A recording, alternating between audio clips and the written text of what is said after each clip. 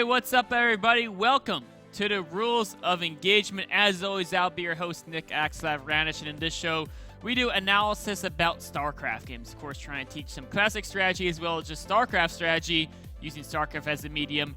Today, we got a really cool setup for you guys. We're going to go over Goswser versus Bomber, game number 3 from the MLG Winter Championships. We're going to break it into a couple different stages. First, we'll talk about the opening of the game, then the mid-game, then, of course, the late game. And at the end, we're going to do a series overview and a viewer Q&A. So submit any questions you have. Doesn't necessarily have to be about the content today. It can be about any strategy in general. Submit them to me at axslav, and I'll answer those when I get to the series overview and viewer Q&A. Of course, also, sometime later this week, probably, depending on how many replays we get, we might be doing a community critique rules of engagement episode. So feel free to go to majorleaguegaming.com/replays. Submit any replay you want, of course, from Heart of the Swarm, not from Wings Delivery, doing Heart of the Swarm now. Submit me any replay, and we'll go over those on community critique, get your own replays analyzed and looked over live on this show. So we're going to start off with game number 3 of Bomber vs. Goswser. And one thing I want to point out before we get into this game is how amazing this game actually was. So this is like top 2 or 3 games from MLG Dallas. Amazingly entertaining, some really cool moments, some funny moments, some sloppy moments. But of course, in a game this long, there's going to be a lot of mistakes as well as a lot of great plays.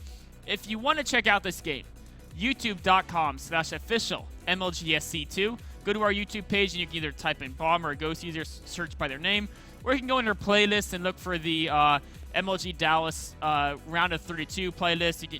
You can actually find a ton of great content there. There's so many great content. So just explore the site. If you like it, go ahead and subscribe. First, we're going to talk about the opening of this game. Talk about early Marine tank pushes, then early Zerg investments and how they impact your early game as a Zerg player, then also upgrade timings and how those can kind of change where the game's going to play out. So, jumping into this game, we're going to start at the 5-minute mark, right? And we're going to talk about early Marine tank pushes and the build Bomber does. We're just going to play through this at 1x speed. And one thing we notice is that he opened with the Reaper expand, right? And the Reaper is there to keep tabs on your opponent, be annoying, scare them, force them to make, you know, some extra queens. I mean, they might make those anyway. Sometimes they'll be afraid of extra Reapers, so they'll make a lot of Zerglings. You can notice their gas timing. You can see if roaches are coming out, if speeding comes out. So you need, you know, okay, I need to make an extra bunker behind my wall, my natural right here.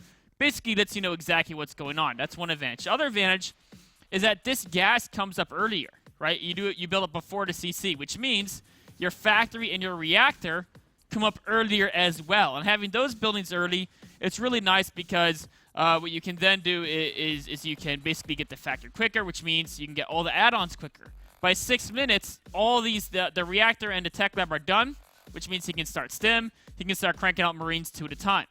Also notice how on this other barracks, there's no add-on. The reason why is because right now, at the start of the 6-minute mark, he wants to basically non-stop produce units, so that if you fast forward here, by the 8-minute mark roughly, as soon as he gets 2 to 3 tanks, he can move out with the maximum number of Marines, right? And as soon as he moves out, what we're going to see is when he's going to move out, what he's going to do is this is when he's going to start to add the add-on. See? Right now, the reactor goes down. And the reason why he waited until now to put down that reactor is because he wanted the most units possible for this push. But making an additional Marine now from the 3rd barracks, that wouldn't catch up to the army in time to really help it a lot. I mean, the primary purpose of this push is to kill the 3rd base of the Zerg over here.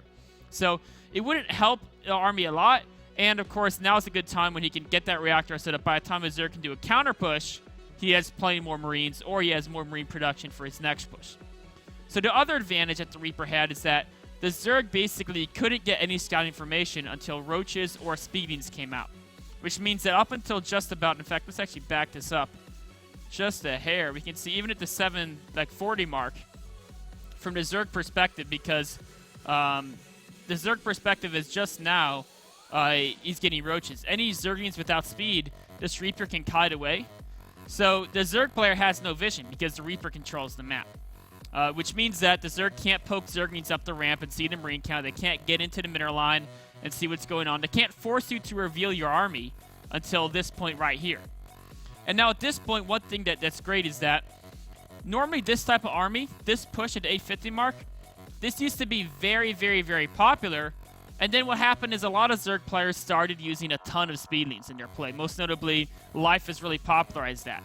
But as we can see here, this is actually game 3 between Bomber and Goswser. Bomber noticed something in games 1 and 2. Goswser, what he does is he makes a lot of investments to get a really strong push at around the 11-minute mark. So we can see here the Zerg player. He's got a Roach Warren, double evolution chambers, and building the Baiting Nest.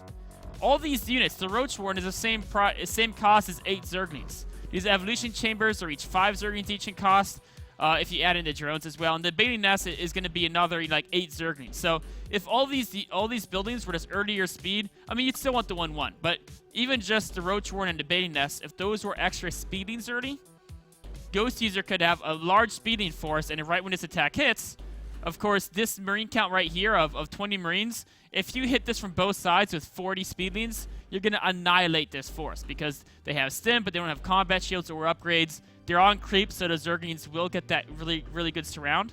But Bomber knows Goswser does this investment, and when a Zerg does this type of large investment, right, what happens is they can gear up to right when their lair finishes. They can either get roach speed or baiting speed, or they can even hit before they get those upgrades.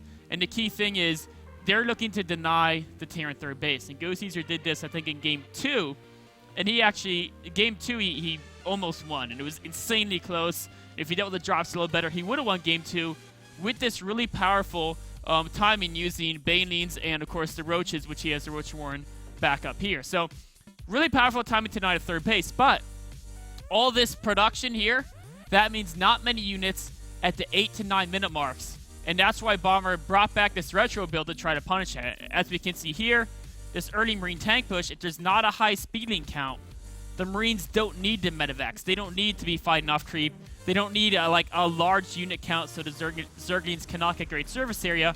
All they need to do is walk across the map and use the fact that right here, the army advantage is so far in Bomber's favor because of all the investments the Zerg player did. So as we go forward in here, what we can see is that the Roaches are starting to nail the Marines, the Queens are attacking, and a lot of damage is being dealt, basically. Too many Marines, the Banelings don't quite morph in time, and now that the hatchery is going to go down. So the early Marine tank push is great against this type of opening the Zerg player did. Now, the next thing we're going to talk about is, of course, Goswser is going to eventually hold this off with extra Zergling reinforcements. And the one thing here is it looks really bad for Goswser, right? If we look at the income tab, right? He's got more drones, but he can't use them because he's only on 2 bases. Bomber's third base is already done, so he's going to have a lot more income as soon as he adds in the mules, and as soon as some SCVs transfer over, we can see they're coming in right here. So Bomber has a great economic advantage, but because of all the early tanks, the early Marine production, he only he delayed his engineering base, basically, right? He only had the 1 eBay up here for quite a long time. And we can see he's not even done with his first attack upgrade. We can look over Goswser. His Zerglings are already at 1-1. So Goswser has a very good upgrade advantage going into the mid-game.